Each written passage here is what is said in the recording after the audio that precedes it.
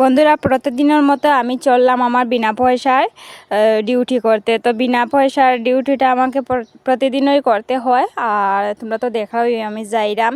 তো সকালবেলা ঘুম থেকে উঠিয়ে বুঝছো বাসি খাজ গুছাইয়া তারপরে স্নান করলাম, স্নান করিয়া রান্না করলাম। তো বর্মশাইয়া খাইয়া যাওয়ার লাগিয়া তো রান্না করা ঢুকছি দেখে বুঝছো মানে ওই সিঁদুর টিঁদুর ফরছি না বন্ধুরা। তো অক্ষণে মানে বাড়িতে গিয়া তারপরে সিঁদুর ফরম কারণ হয়েছে গিয়া মানে বর্মশাইয়া তো 9টা সাড়ে 9টা 10টার ভিতরে যাইতেই লাগবো হাজের মধ্যে। তো আমার বাসি কাজ ঘুম থেকে উঠে বাসি কাজ গুছাইতে গুছাইতে বাজি যায় 7:30 8টা বাজি যায়। তো তারপরে আমি স্নান করি আইয়া রান্না করি। তো বেশি কিছু রান্না করতে পারি না বন্ধুরা, একটা ভাত আর কিছু মানে বাজা বড়া হোক যে কোনো একটাই রান্না করতে পারি, কারণ এত তাড়াতাড়ি তো আর রান্না করতে পারতাম না সব কিছু। তো ওই যাই করি আর কি, গরম ভাতের সাথে বাজা বড়া হোক যেটাই ওইটাই দিয়ে খাইয়া যায় গিয়া। আর এটার লেগে মানে পরে বর্মশাইয়ে যাওয়ার পরে আর কি আবার তরকারি করি। আর এদিকে দেখো রাস্তার মধ্যে যে গালা দিয়ে রাখছে, তো ওইটার মধ্যে যদি এখন ভাড়া দেয় আমি কিন্তু না সরতে পারবো না বাড়ি যাইতে পারবো, আর গাড়ি আই আমার এখানে ফিসে হয়ে যাইব গিয়া। তো আমি অপেক্ষা করলাম তারা বাবার ছেলের আর কি। আমার ছেলে প্রতিদিনের মতো আজকেও আবার তার বাবার সাথে গেছে। তো গেছি আজকে নিচে গেছি বাবাইরে আনার লাগে। তো গিয়াই কেন চলো একটু পরিবেশটা দেখাই। দেখো কত সুন্দর পরিবেশটা, মানে পৃথিবীর সৌন্দর্যটা, মানে সবুজ সবুজ ওই গাছপালাগুলোই কিন্তু। তো এটা আমার খুব ভালো লাগে বন্ধুরা। আর প্রচণ্ড রৌদ্র উঠছে আজকে দেখো।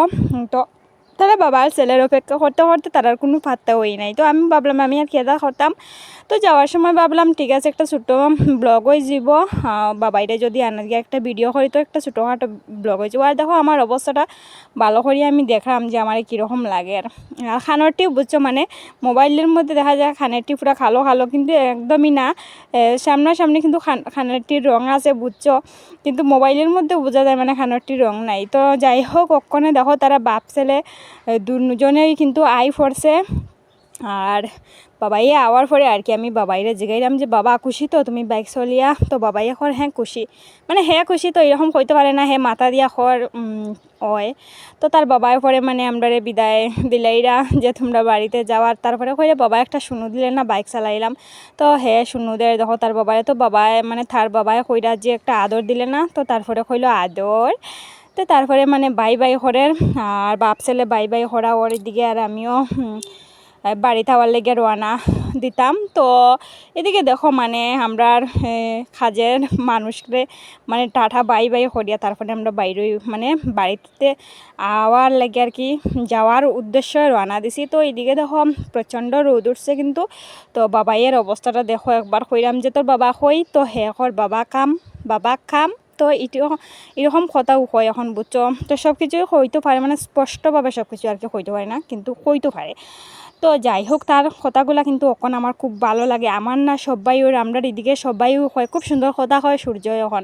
তো সূর্যর কথাটি এখন খুব ভালো লাগে। আর বাড়িতে আইছি দেখো বন্ধুরা, বাড়িতে আইয়া দেখি ওই যে মাছটি খাটা ওর, ওই যে বিড়াল দেখায় ওই বিড়ালের লাগিয়া মাছটি খাটা ওর আর কি মায়ের খাটেরা। তো আমরা আর বিড়াল বুঝছো, আমরা যত সব নমুনা বিড়ালেও কিন্তু মাছ ছাড়া ভাত খায় না বুঝছো।